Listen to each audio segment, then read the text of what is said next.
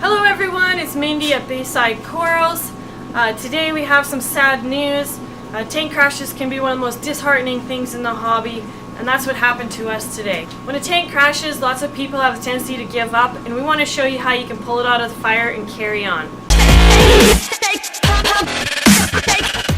So today we showed up to open the store on the first day of our Boxing Week sale, and this poor tank suffered catastrophic failure with no power for maybe up to 3 days.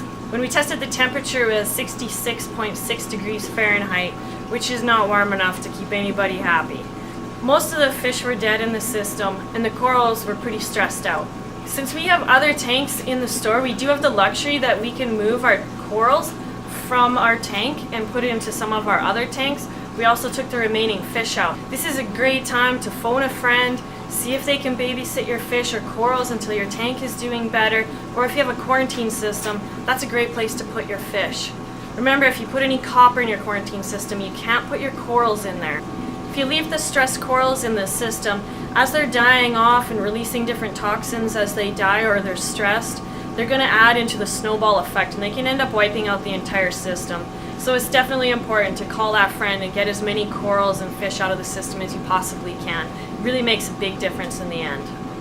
Your first reaction is probably to turn all the power back on the tank, but that's not what you should do first. Look over the tank, take a full assessment of the situation, see what's going on. If you have any reactors on the system, you don't want to turn them back on, like biopellet reactors. If you got carbon in there, phosphate media, all of that, remove it from the system. You don't want to turn it back on. So the first thing that we did before we turned the power on, we removed all the dead fish that were in there, and we took all the corals out, put them in our other tanks in a safe keeping place. There are some corals still remaining in here that are attached to the rocks that we can't take out.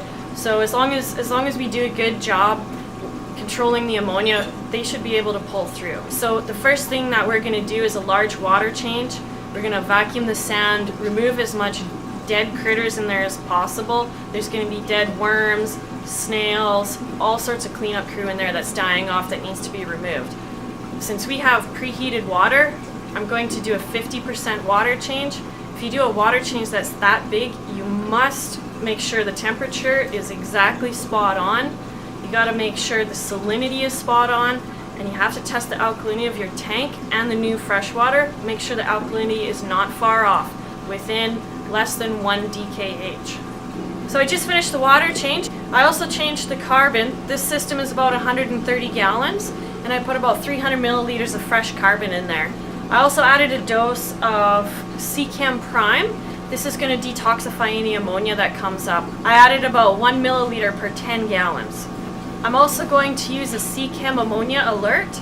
This is compatible with the Chem Prime, and this is going to give me a live reading if there's any ammonia in the system.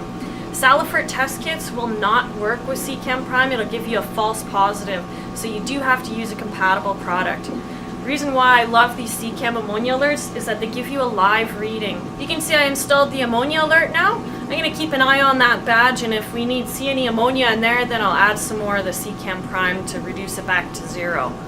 Now we just sit tight and wait. Tune into our next video and we'll keep progress on this tank. We'll keep you updated and show you how it moves on.